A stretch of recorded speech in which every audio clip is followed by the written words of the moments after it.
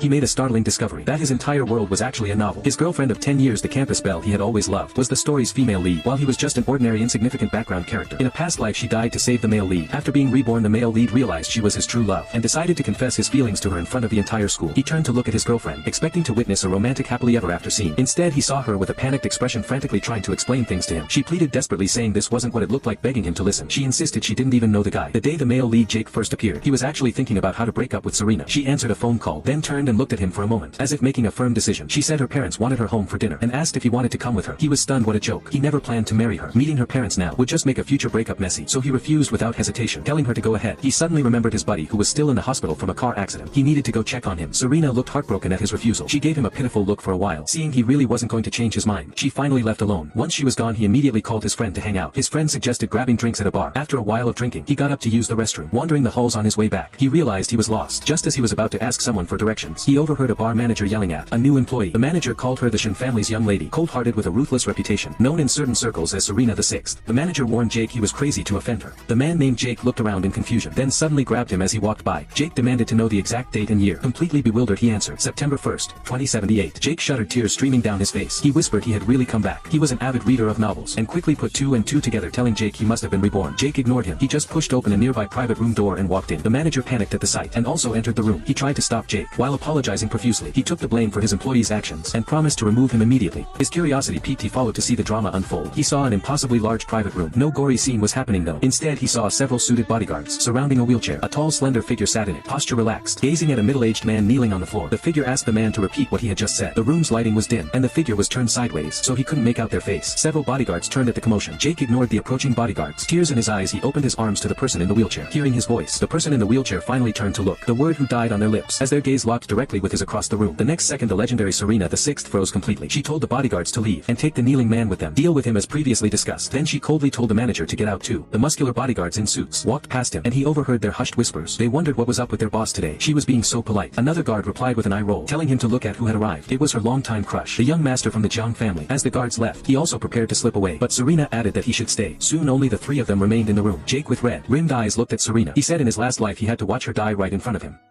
But this time he wouldn't fail her.